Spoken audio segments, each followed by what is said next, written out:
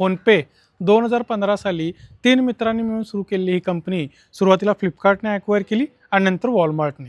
सध्याच्या घडीला Walmart, tiger global आणि मायक्रोसॉफ्ट हे 3 बिग प्लेयर्स आहेत की ज्यांच्याकडे मेजर स्टेक आहे. सध्याचं इंडियाचं जर पूर्ण UPI मार्केट समजून घ्यायचं म्हटलं, ज्याच्यामध्ये आपण फोनपे, गुगल पे असे खूप वेगवेगळे ॲप वापरतो, तरीसुद्धा 48% स्टेक हा फक्त एकट्या फोनपेकडे आहे.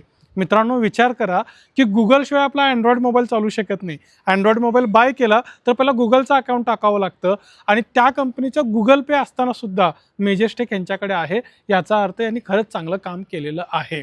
टोटल जर युजर बेस काढायचा म्हटला तर साधारण 65 कोटी इतके अकाउंट्स यांच्याकडे रजिस्टर्ड आहेत आणि 4 ते 5 कोटी मर्चंट अकाउंट, म्हणजे आपण दुकानामध्ये गेल्यानंतर जे QR वगैरे स्कॅन करतो तसे छोटे मोठे बिझनेसवाले साधारण 4 ते 5 कोटी अकाउंट्स आहेत.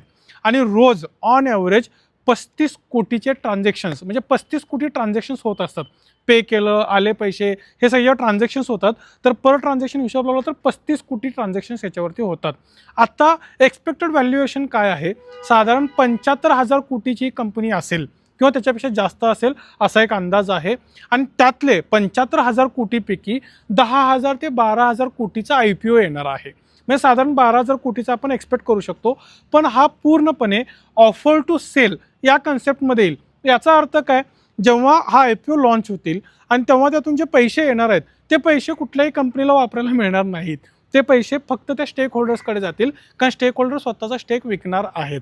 साधारण सप्टेंबर 2025 साली यांनी IPOसाठी DRHF फाईल लॉन्च केली किंवा सबमिट केली आणि एक्सपेक्टेड सध्या आत्ताचा जो पिरियड आहे ना, मार्च 2026, एप्रिल, मे या दरम्यान होता, पण तो डिले झाला बिकॉज ऑफ हे जे काही ग्लोबली वॉर आणि हे टेन्शन चालू आहेत. त्यामुळे त्यांनी एक विचारपूर्वक निर्णय असा घेतला आहे की सध्या जर आपण लिस्ट केलं तर साधारण लॉसमध्ये याचं लिस्टिंग होऊ शकतं. त्यामुळे त्यांचा प्रयत्न असा आहे की एंड ऑफ 2026 म्हणजे 2026च्या एंडमध्ये ह्या सगळ्या सिच्युएशन पण थोडंसं स्टेबलाइज होतील आणि तेव्हा हा IPO लॉन्च होईल.